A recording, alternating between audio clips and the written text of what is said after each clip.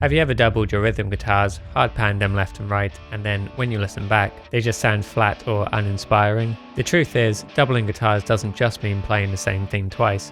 It can, of course, but there are a few simple ways you can take this technique even further and make your guitar track sound that much more impressive. One reason for doubling guitars is for the added width it provides. A doubled guitar part isn't wide just because it exists twice. It's wide because your ears hear differences between the left and right speakers. The most basic version of this starts with natural variation, 2 separate takes, each slightly different in timing and feel, and you get that simply by playing the same part twice. That alone adds width to your guitars.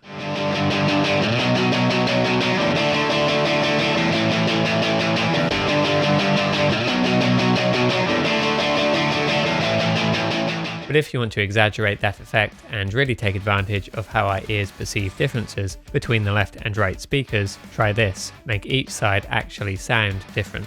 There are a few ways to do this, one of them being tonally. Maybe one side's brighter and cleaner,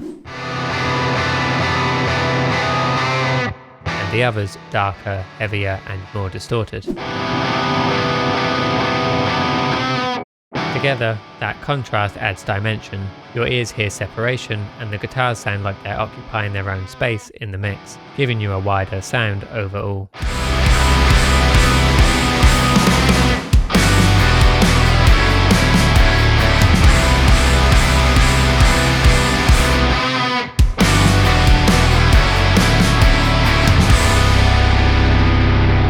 Tonal variation can sound great, there's another, and in my opinion even better approach. Double the part as usual but change the voicing. Think of it like stacking harmonies. The left side might play standard power chords, while the right side adds a subtle inversion or variation on the same chord. You don't need any advanced theory for this, just using your ear should get you there. I often find it helpful to track your first progression, solo it and loop it, while experimenting until you find something complementary. If you're struggling to find the right voicings, a good place to start is by inverting the chords you've already recorded, or borrowing notes from those chords and adding 1 or 2 extras to build a new layer of harmony. For this example, I wrote a simple part using power chords on the low E string.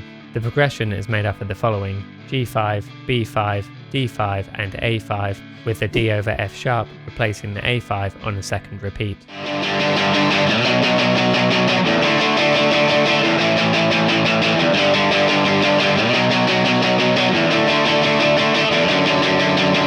Then I added a second guitar part that brings in more colour by extending the sound of these simple fifths. But rather than using full chords in this double, I split the harmony across 2 separate tracks. For example, the first track plays a G5, while the second plays an F sharp minor shape on the 9th fret of the A string and the 7th fret of the D string.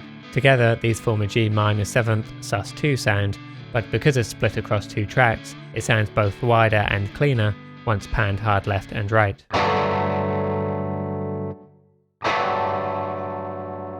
I followed a similar idea for the rest. For the B5, I added an A played as a third, starting on the 12th fret, which gives a B7 sus2 sound when combined.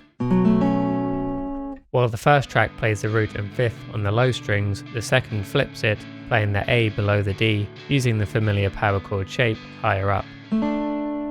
For the A5, I shifted the voicing up an octave. Instead of the 5th fret on the E string, the second guitar plays the same shape starting on the A string on the 12th fret. The same shift applies to the D over F sharp as well.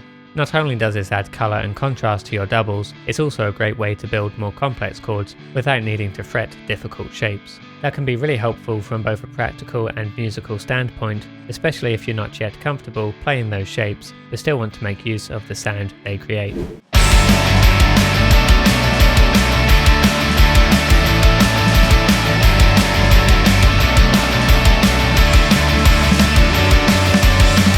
For comparison's sake, let's listen to the same part played first as a simple unison double, meaning both guitars play the exact same thing, and then again using the second technique where each chord gets its own unique voicing.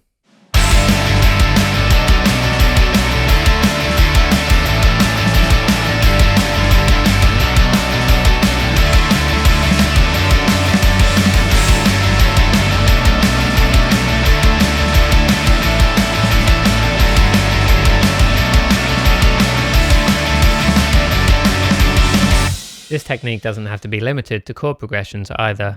It can sound great when paired with a riff, or even when mixing simple chords with lead parts to either contrast or harmonise with the melody.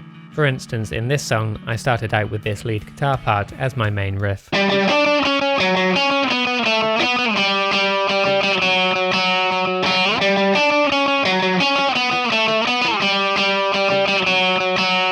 To kick off the intro, I sort of teased what the final riff would sound like by playing a chopped up version of the complete harmony. I added this guitar part which mostly harmonises the lead using lower fifths, so when the lead plays a G on the 10th fret of the A string, the harmony track plays a C on the 8th fret of the E string, and so on. But rather than harmonising the entire riff, I've cut it up to only harmonise certain notes.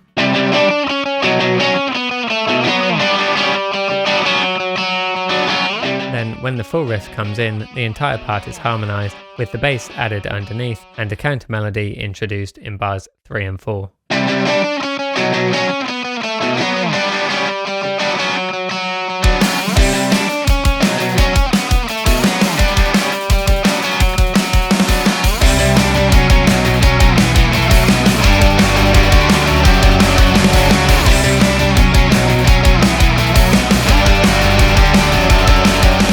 These techniques can help make rhythm guitars feel bigger and wider, but you can push this even further by learning how to properly layer and stack guitars on top of each other. I've got a breakdown of that approach, which you can watch by clicking this video next.